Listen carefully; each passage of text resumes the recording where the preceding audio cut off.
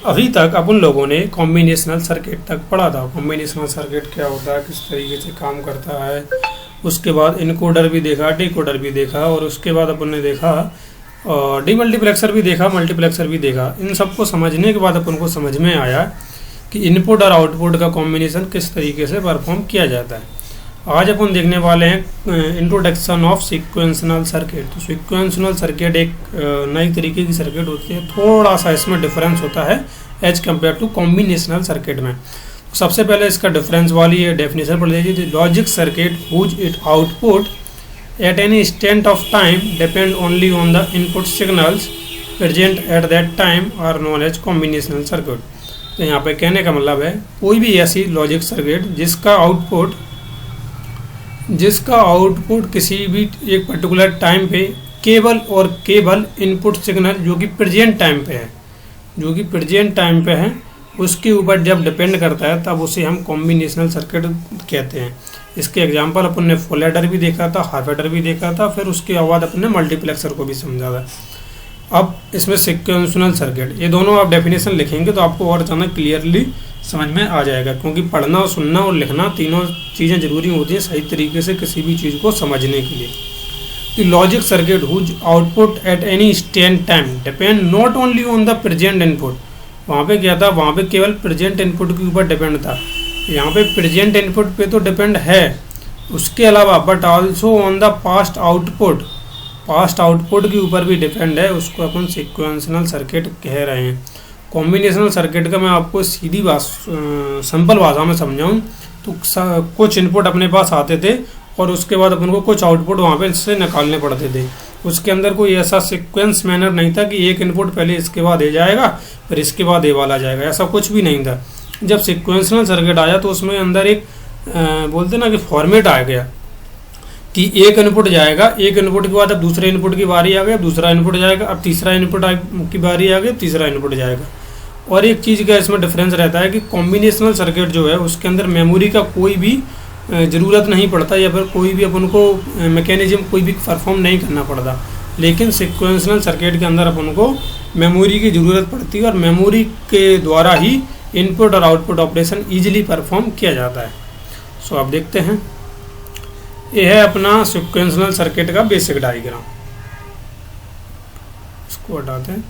सीक्वेंशनल circuit का basic diagram, सीक्वेंशनल circuit का basic diagram आप बना लेना। इसको मैं लिख देता हूँ यहाँ पे, सीक्वेंशनल सर्किट का बेसिक डायग्राम, या फिर इसको बोलते हैं कभी कभी block diagram of सीक्वेंशनल circuit.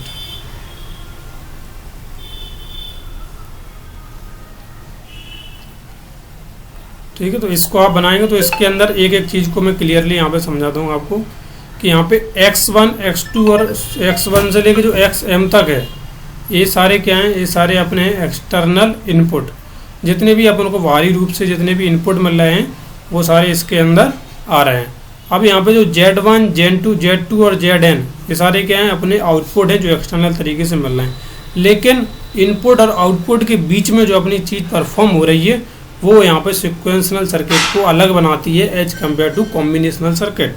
Sequential circuit के अंदर कॉम्बिनेशनल सर्किट का भी फॉर्मेशन होता है, लेकिन यहाँ पे अगर आप देखेंगे तो Y1, Y2 और YK, मतलब Y1, Y2 से लेके जो YK तक जो इनपुट जा रहे हैं, ये वाले क्या हैं, इनपुट हैं, और ये वाले क्या हैं, अपने आउटपुट हैं। ये वाले अपने आउटपुट हैं और ये वाले अपने इनपुट हैं। तो इस साइड से जो इनपुट जा रहे हैं और इस साइड जो अपने आउटपुट आ रहे हैं उसके बीच में M लगाया हुआ है। यहाँ पे M का मतलब क्या है, यहाँ पे M का मतलब है यहाँ पे मेमोरी, क्योंकि यहाँ पे जो ज़रूरी नहीं है कि यही इनपुट सबसे पहले, अगर ये वाला इनपुट अगर पहले गया है तो इसका मतलब ये नहीं कि यही इनपुट बिल्कुल पहले आउटपुट में आ जाएगा। ये भी ज़रूरी नहीं है ये वाला इनपुट अगर पहले गया है तो ये वाला आउटपुट में पहले आ जाएगा। ये कंडीशन के ऊपर डिपेंड करता है, कौन सी कंडीशन पे कब अपना आउटपुट शो कराना है।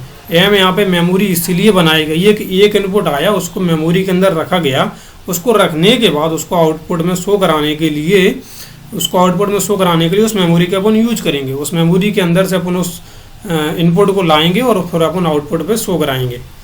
और मैं आपको बता दूं, फ्लिप फ्लॉप समझने के लिए इसको सीक्वेंशनल सर्किट को समझना बहुत ज़रूरी है। तब आपके फ्लिप फ्लॉप के जो भी अपन SR पढ़ लो या फिर D पढ़ लो या T पढ़ लो, जितने भी फ्लिप फ्लॉप अपन टाइप पढ़ेंगे उन सब के अंदर इसको बहुत ईजिली तरीके से समझने के लिए इसका समझना बहुत ज़रूरी है। अब इसके पॉइंट अपन लिख लेते हैं।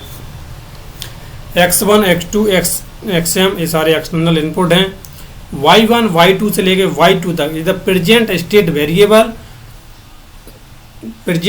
वेरिएबल जो कि अप्लाई किए जाते हैं कॉम्बिनेशनल सर्किट पे, जिससे वो आउटपुट को प्रोड्यूस कर सकें। फिर से सुनिए, Y1 Y2 YK is the present state variable are applied to combinational circuit produce the output. Combinational circuit के ऊपर यही वेरिएबल होने के कारण अपना सही तरीके से आउटपुट निकल के आ पाता है, और Z1 Z2 Zn अपने आउटपुट हैं। ठीक है, और बीच में इसका जो मेमोरी वाला जो कॉन्सेप्ट है वो वाला पॉइंट मैंने जानबूझकर यहाँ पे मिस किया और लिखा नहीं है, क्योंकि आपको वो यहाँ पे अगर मैं लिख देता बहुत ज़्यादा यहाँ पे आपको कन्फ्यूजन क्रिएट कर देता। तो ऐसा नहीं होना चाहिए, ऐसा अपन धीरे धीरे इसको समझेंगे, और जब अपन थोड़े से अपन इसको समझने लायक बन जाएंगे कैपेबल, तब अपन उसको पॉइंट को लिखेंगे। अब सिक्वेंशनल सर्किट दो प्रकार की होती है, सिंक्रोनस और एसिंक्रोनस। अगर बात करें सिंक्रोनस की, तो सिंक्रोनस जो होती है वो होती है क्लॉक बेस। कौन सी होती है? सिंक्रोनस होती है क्लॉक बेस। क्लॉक बेस का मतलब आप समझते होंगे किसी एक पर्टिकुलर टाइम पे किसी एक इनपुट का जाना, ऑन अ पर्टिकुलर टाइम एक पर्टिकुलर इनपुट जाएगा। और एसिंक्रोनस होती है अनक्लॉक। इसका कोई वो नहीं है, इसको कोई क्लॉक से मतलब नहीं है कि कब इनपुट आया कब गया, इसका सिर्फ ये काम करती है इवेंट के ऊपर। अब आपको सिंक्रोनस और एसिंक्रोनस का आपको बेसिक सा डिफरेंस समझाता हूँ।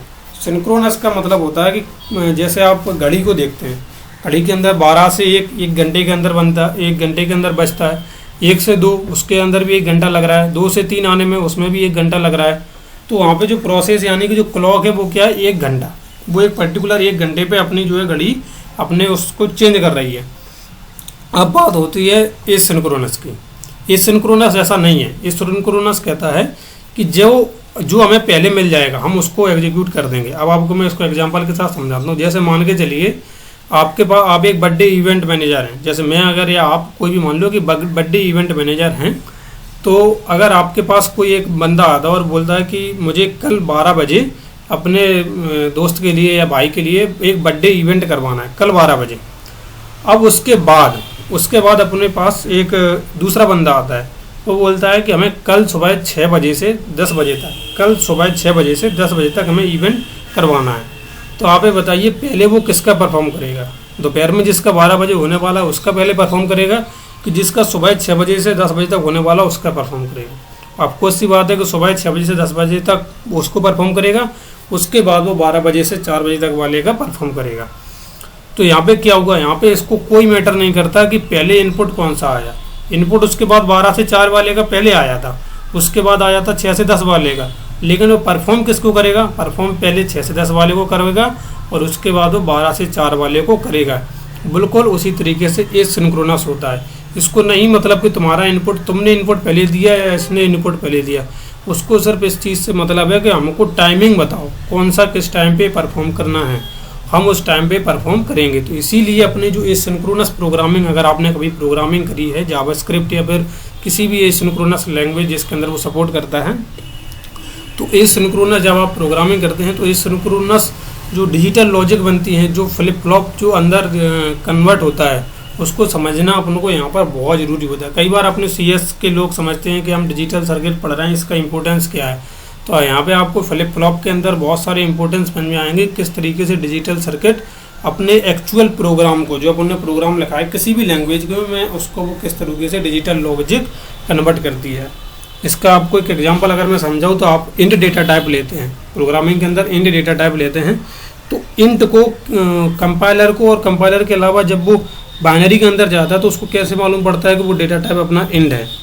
तो इसके लिए अपन ASCII कोड का यूज करते हैं। ASCII कोड के अंदर क्या करते हैं, आई की वैल्यू अलग लेते हैं, आई का पूरा एक फॉर्मेशन बनता है जो कि उसके अंदर होता है, बाइनरी फॉर्म में होता है, एन का अलग होता है, टी का अलग होता है, पर उसका एक पर्टिकुलर इन्फॉर्मेशन उसके अंदर सेव किया जाता है। ये सब लंबी प्रोसेस है, कभी मशीन लर्निंग समझाऊंगा तो उसके अंदर समझा दूंगा। अब बात करते हैं इसके अंदर एक नोट भी आप है कि कॉम्बिनेशनल सर्किट जो होती है वो फास्टर देन सिक्वेंशनल सर्किट होती है। अब वो इसीलिए होती है क्योंकि सिक्वेंशनल सर्किट के अंदर मेमोरी का कॉन्सेप्ट होता है और कॉम्बिनेशनल सर्किट के अंदर मेमोरी का कोई कॉन्सेप्ट नहीं होता, उसमें सीधा इनपुट दो सीधा आउटपुट लो। यहाँ पे मेमोरी का कॉन्सेप्ट होता है कि इनपुट आया, इनपुट को मेमोरी के अंदर रखा, उसके बाद अपन ने आउटपुट पे शो कराया है। ये तो अपना हो गया क्या, introduction of sequential circuit. सिक्वेंशनल circuit होती क्या है, किस तरीके से काम करती है। और ये भी देख लिया अपन ने कि सिक्वेंशनल सर्किट बेसिकली दो प्रकार की होती है, या तो सिंक्रोनस हो सकती है या एसिंक्रोनस। सिंक्रोनस यानी कि क्लॉक बेस यानी कि टाइम बेस, किसी एक पर्टिकुलर टाइम पे किसी कोई एक पर्टिकुलर काम परफॉर्म होना। हर एक घंटे के अंदर जैसे 2 से 3 बज रहे थे, तो उसी तरीके से हर एक पर्टिकुलर टाइम पे क्या क्या परफॉर्म होना है, तो वो अपने लिए प्री डिफाइन रहता है। एसिंक्रोनस उसके अंदर कुछ भी प्री डिफाइन नहीं है, वो इवेंट पे ऊपर काम करती है, जिस तरीके का इवेंट उसको मिलेगा उस तरीके से वो काम करेगी। अब बात कर लेते हैं इंट्रोडक्शन ऑफ फ्लिप फ्लॉप। तो to have a sequential circuit, the storage device is required to know what has happened in the past. The basic unit of storage is the flip flop. अगर sequential circuit आपको perform करनी है तो आपको एक storage device चाहिए। जैसे कि मैंने आपको बताया था कि मैंने जो आखिरी पॉइंट वहाँ पे मिस किया था, उसका रीज़न यही था कि अगर सिक्वेंशनल सर्किट चाहिए तो आपको एक स्टोरेज डिवाइस की ज़रूरत पड़ती है। जैसा कि मैंने आपको बताया कि मेमोरी के अंदर स्टोर होता है, तो वहाँ पे आपको एक कोई ना कोई स्टोरेज डिवाइस चाहिए, तभी वो मेमोरी स्टोर उसको कर पाएगी। वो किसके लिए चाहिए रहती, क्या रीज़न है उसके लिए कि अपन को मेमोरी डिवाइस चाहिए या फिर स्टोरेज डिवाइस चाहिए। वो इसके लिए चाहिए कि अपन को मालूम करना है कि पास्ट में क्या परफॉर्म हुआ था। ज़रूरी नहीं, अब उसके अंदर क्या था, कॉम्बिनेशनल सर्किट के अंदर प्रेजेंट इनपुट के ऊपर डिपेंड था। जैसा कि मैंने आपको शुरुआत में डेफिनेशन के अंदर भी आपने देखा होगा कि जो प्रेजेंट इनपुट है केवल उसके ऊपर डिपेंड है अपना combinational circuit.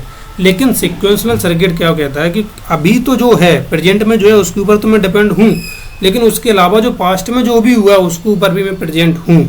The basic unit of storage is the flip flop. इसी स्टोरेज की जो सबसे बेसिक यूनिट है उसको अपन बोल रहे हैं फ्लिप फ्लॉप। तो यहाँ पे आपको एक चीज़ और कॉन्सेप्ट क्लियर होगा कि आप जो भी आप आज के समय में जितने भी नए नए कंप्यूटर, जितने भी नई नई चीज़ें आप यूज करते हैं, तो उसके लिए मेमोरी का बहुत बड़ा रोल प्ले रहता है। वहाँ पे आपने देखा होगा कि हर कोई लड़ रहा है कि मेरी 256 SSD की है, मेरी 512 SSD लगी हुई है मेरे लैपटॉप के अंदर, तो उसके अंदर जो प्रोसेसिंग फास्ट होती है, इसके अंदर प्रोसेसिंग कमज़ोर होती है, इसके अंदर प्रोसेसिंग धीरे होती है। वो किस तरीके से क्यों और वो क्यों होती है, इसका जो रीज़न है वो मेन रीज़न डिजिटल लॉजिक या डिजिटल सर्किट के इसी सब्जेक्ट के अंदर छुपा हुआ है। ठीक है, और प्रोग्रामिंग का भी बहुत से इसमें लॉजिक इसके अंदर छुपे हुए हैं। अगर आप इस सब्जेक्ट को बहुत आसानी से पढ़ सकते हैं तो प्रोग्रामिंग भी बहुत आसानी से आगे चल के कर पाएंगे। ठीक है, the simplest kind of sequential circuit is a memory cell that has only 2 state. सबसे छोटी या फिर कहूँ कि सबसे जो बोलते हैं ना सिंपलेस्ट काइंड ऑफ, अगर मैं एक एग्जांपल के साथ आपको समझाऊँ तो जैसे एक वो गाले में डालने वाली माला होती है, तो माला का जो सबसे छोटा फॉर्म होगा, एक सबसे छोटी माला कौन सी हो सकती है, सबसे छोटी माला वही होगी जिसके अंदर एक गुरिया होता है। अगर एक गुरिया है तो इसका मतलब वो सबसे छोटी माला है। फिर उसके बाद आप 4 गुरिया की माला बना सकते हैं, 4 के अलावा 20 की बना सकते हैं, 25 की बना सकते हैं, ऊपर जितनी बड़ी आप बना सकते हैं उतनी बड़ी आप बना देंगे। लेकिन सबसे छोटी जो बनती है वो होती है एक गुरिया की। तो यहाँ पर इसी प्रकार से कि सिक्वेंशनल सर्किट का जो सबसे सिंपलेस्ट काइंड है वो एक सिंगल मेमोरी सेल हो सकती है, एक सिंगल मेमोरी सेल, और जिसकी 2 स्टेट होंगी, जिसकी केवल 2 स्टेट होंगी। अब जैसे एक गुरिया है तो अगर वो किसी धागे के अंदर आपको एक गुरिया के अंदर फुलाना है तो धागे के 2 छुरे होते हैं, तो आप लेफ्ट से भी आप उसको पो सकते हैं और राइट से भी आप उसको पो सकते हैं। तो इसी तरीके से इसके अंदर सिक्वेंशनल सर्किट के अंदर एक मेमोरी सेल होती है, उसके अंदर केवल 2 स्टेट होती हैं, क्योंकि अपन बाइनरी के पढ़ चुके हैं, बाइनरी केवल 2 स्टेट परफॉर्म करता है, 0 या 1। तो इसी तरीके से यहाँ पर भी या तो 0 होगा या 1 होगा। तो इसी प्रकार की 2 स्टेट सिक्वेंशनल सर्किट को हम फ्लिप फ्लॉप बोलते हैं। इसी प्रकार की हम 2 स्टेट सिक्वेंशनल सर्किट को फ्लिप फ्लॉप बोलते हैं। BC का मतलब यहाँ पे बिकॉज है, कुछ और मत समझना प्लीज। BC का मतलब यहाँ पे केवल बिकॉज है, because they flip from one another and then flop back. अगर वो 1 से 0 में जा रही है तो वो क्या हो रही है, फ्लिप हो रही है, और वापस से अगर 0 से 1 में आ रही है तो क्या मतलब है, फ्लॉप बैक हो रही है। तो कहने का मतलब ये है किसी एक पर्टिकुलर से दूसरे पर्टिकुलर में जाने का मतलब है फ्लिप हुई, और फिर उस पर्टिकुलर से वापस से आ रही है तो उसका मतलब हुआ फ्लॉप बैक हुई। और अगर नॉर्मल अपन डायग्राम की बात करें, ब्लॉक डायग्राम, फ्लिप फ्लॉप का तो कुछ इस तरीके से बनता है। इनपुट और इनपुट के अपने दो फॉर्म हो सकते हैं, या तो नॉर्मल आउटपुट देगा या फिर वो कॉम्प्लीमेंट कहूँ या इन्वर्टेड आउटपुट वो अपन को शो करेगा। तो अपना ये था इंट्रोडक्शन ऑफ सिक्वेंशनल सर्किट, और बेसिक इसमें फ्लिप फ्लॉप भी अपन ने देख लिया। आप इसको नोट कर लेना, क्योंकि आप इसके बाद अपन जो SR फ्लिप फ्लॉप देखने वाले हैं, फिर उसके बाद D फ्लिप फ्लॉप देखेंगे, clock base flip flop, non clock base flip flop. तो उस सब के लिए अब इसको समझना आपको बहुत आसान हो जाएगा अगर आपने ये वीडियो आसानी समझ पा रहे हैं आप। तो अगर नोट करना चाहते हैं तो लीजिए, सब कुछ मैंने एक ही उसके अंदर मैं दिखा देता हूँ कुछ इस तरीके से। जैसे कि पहले इसको आप नोट कर लेना, इसको अगर नोट कर लेना, बस 2 मिनट का काम है। पर इसके बाद इसको नोट कर लेना, पॉज करेंगे वीडियो को तो आसानी से आपको मिल जाएगा। इसके बाद इसको नोट कर लेना, और इसके बाद आखिरी में ये वाला है तो इसको नोट कर लेना। ठीक है, तो मिलते हैं अपन नेक्स्ट वीडियो में कि flip flop SR flip flop के साथ। और ये वीडियो बहुत इंपॉर्टेंट था, और इसके बाद जितने भी आने वाले हैं वो इसी वीडियो के ऊपर बेस रहेंगे सारे। तो इसलिए आप इस वीडियो को ध्यान से ज़रूर पढ़ना, और इसके बाद आप फ्लिप फ्लॉप के हर एक चीज़ को आप आसानी से समझ पाएंगे। तो ठीक है, मिलते हैं अपन नेक्स्ट वीडियो में।